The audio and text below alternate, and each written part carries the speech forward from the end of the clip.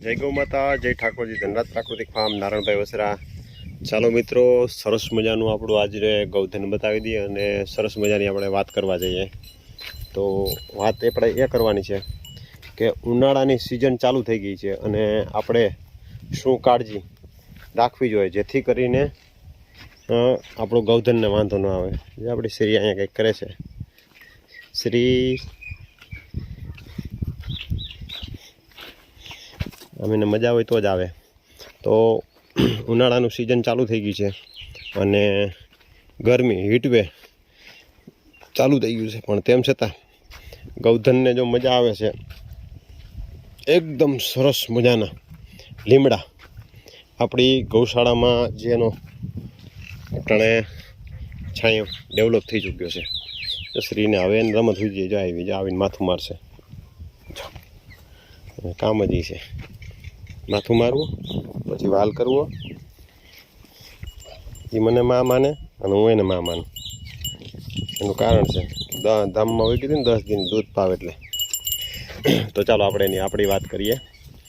ગરમીની સિઝન ચાલુ થઈ ગઈ છે અને ગૌધનને ગરમી ન લાગે એના માટે તેને શું કાળજી રાખવી. જે લોકોની ઘરે ગાયું બાંધી રહીએ તો એને શું કરવું જોઈએ? તો એને અંદાજિત એમ માનો ને કે રેગ્યુલર 150 ગ્રામ જેટલો ગોળ બપોરના સમયે એટલે કે 1:30 વાગે, 12:30, 1-1:30 વાગે આસપાસ પાઈ દેવો જોઈએ, જેથી કરીને આ સિઝનની જે ગરમી છે, જે ગરમી ન લાગે, લૂ ન લાગે, આવી બધી જ વસ્તુ. અને ખાસ કરીને પાણી પાવાનો જાજો આગ્રહ રાખવાનો. પાણી પાવામાં જરી કંઈ કચાશ ન રાખવી.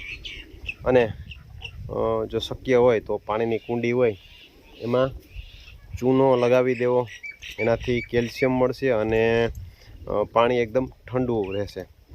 આ બધાય ઉપાય આપણે કરીએ તો ફાયદાકારક. અને ખાસ કરીને જો આ ઉનાળામાં જો આપણું ગૌધન છૂટું રહે એમ હોય તો એ એક પ્રયત્ન કરવાનો, છૂટું રહે એવું.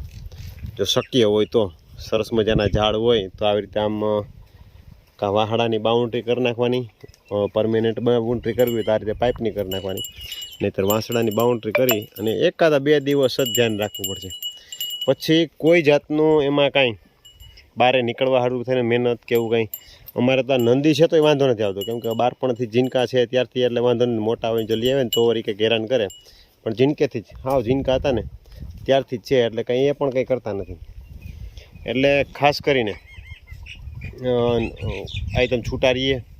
સરસ મજાના છાયાના જો વૃક્ષ હોય તો તમે જોઈ શકતા, શેડ કરતાં પણ અંદર અમારે શેડમાં જ્યારે દોવા લઈ જાય ને તો પણ બફારો થાય, પણ આમાં તો એકદમ ખુલ્લી હવા અને ઠંડો છાંયો લીમડાનો, એટલે જેથી કરીને પડતપો કે એવું કોઈ વસ્તુ કંઈ લાગે નહીં. એટલે ખાસ મેન ફાયદો એ થાય ગોળનું પાણી પાવાનો આગ્રહ રાખવો, એટલે જેથી કરીને ગાભણ ગાયોને વાંધો ન આવે અને તકલીફ ન થાય. તો ચાલો, સરસની નાનકડી એવી મને એવું માહિતી તમારી સાથે શેર કરું, જેથી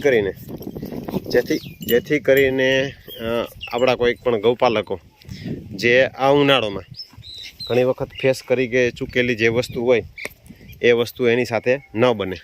ચાલો, નવા વિડીયો સાથે, નવા કોન્સેપ્ટ સાથે અને નવી સરસ મજાની ગૌશાળા તમને જે આપણે કાલના વિડીયોમાં જે આપણે બતાવ્યો ગોંદરો, ગામનો ગોંદરો, ગામ સમસ્ત, વ્યક્તિગત નહીં, વ્યક્તિગત તો ગમે કોઈ કંઈ કરી શકે બરાબર, પણ આખું ગામ સમૂહ થઈ અને જે આપણી જૂની પરંપરા હતી એ પ્રમાણે ખૂબ સારું એવું સંવર્ધન થઈ શકે, બ્રીડિંગ થઈ શકે અને ખૂબ સારા એવા દુધાળ નસળના આપણે આંગણે નાનો માણસ હોય એને પણ થઈ શકે અને મોટો માણસ કોઈ હોય. આપણે કાલે વાત જ કરી કે 5 વીઘાથી લઈને 50 વીઘા વાળાનો બધા જની ગાયું છે એ ગોંદરે બધી પહેલાં ભેગી થતી અને સરસ મજાનું ગૌધન બધા જની ઘરે આંગણે થતું.